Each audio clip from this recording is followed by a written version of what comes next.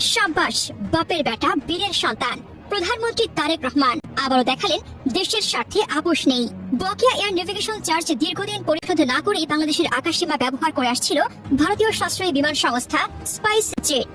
বহুদিন এই বকেয়া ঝুলে থাকলেও কার্যকর পদক্ষেপের নজির ছিল না, কিন্তু নতুন সরকারের শুরুতেই কঠোর সিদ্ধান্ত, বকেয়া পরিশোধ না করা পর্যন্ত বাংলাদেশের আকাশসীমা ব্যবহারে নিষেধাজ্ঞা।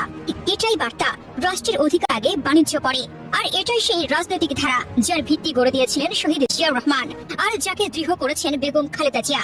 এই ধারার মূল কথা, বাংলাদেশ কারো গোলামি করে না, দেশের স্বার্থই সবার আগে। 17 ফেব্রুয়ারি 2026 প্রধানমন্ত্রী তারেক রহমান সরকার গঠনের মাত্র দুদিনের মাথায় স্পাইস জেটকে বাংলাদেশের আকাশসীমা ব্যবহারে নিষিদ্ধ করে। কারণ হলো বকেয়া এয়ার নেভিগেশন চার্জ, অর্থাৎ আকাশসীমা ব্যবহারের ফি পরিশোধ না করা।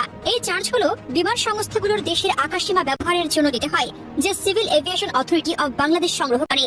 স্পাইস জেট এই ফি না দিয়ে বছরের পর বছর দেদারসে বাংলাদেশের আকাশসীমা ব্যবহার করে আসছিল, বিশেষ করে কলকাতা থেকে উত্তর পূর্ব ভারতের ফ্লাইটগুলোতে। ফলে তাদের ফ্লাইটগুলোকে এখন লম্বা রুট নিতে হচ্ছে, যা ফ্লাইং টাইম 30 মিনিট বাড়িয়েছে এবং ফুয়েল খরচ বাড়িয়েছে।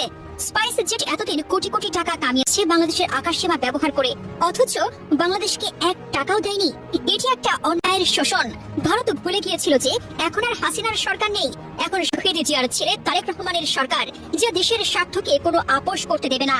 পূর্ববর্তী সরকারগুলো এই বকেয়া নিয়ে টুস শব্দ করেনি, কোনো পদক্ষেপ নেয়নি। তারা ভারতের সঙ্গে ভালো সম্পর্কর নামে বাংলাদেশের স্বার্থকে উপেক্ষা করেছে।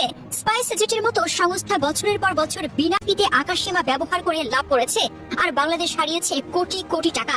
এটি একটা জাতীয় লজ্জা ছিল, কিন্তু তারেক রহমানের সরকার আসতেই সব পাল্টে গেল। ক্ষমতায় আসার মাত্র দুদিনের মাথায় তিনি এই নিষেধাজ্ঞা জারি করেছেন, যা দেখিয়ে দিয়েছে যে তিনি দেশের স্বার্থকে সর্বোচ্চ রাখেন। স্পাইস জেট বলছে যে তারা আলোচনা চালিয়ে যাচ্ছে এবং অপারেশনস প্রভাবিত হয়নি, কিন্তু বাস্তবে তাদের ফ্লাইটসকে বাংলাদেশের উপর দিয়ে না নিয়ে অনেকে ঘুরিয়ে অন্য রুটে নিতে হচ্ছে, যা তাদের খরচ বাড়াবে এবং লস হবে। এটি ভারতকে বার্তা দিয়েছে যে বাংলাদেশ আর সহজ লক্ষ্য নয়। বাংলাদেশকে ব্যবহার করার দিন মনে হয় ফুরিয়ে আসছে, আর সেটার লাগাম টেনে ধরবেন প্রধানমন্ত্রী তারেক রহমান। এই পদক্ষেপ শুধু অর্থনৈতিক নয়, এটি জাতীয় গৌরবের প্রশ্ন।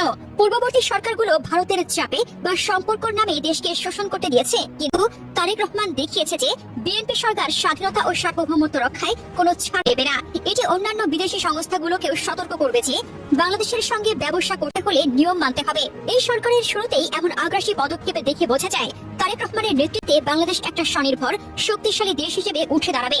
জিয়া পরিবারের ঐতিহ্যই এমন, দেশ প্রথম, গোলামি নয়।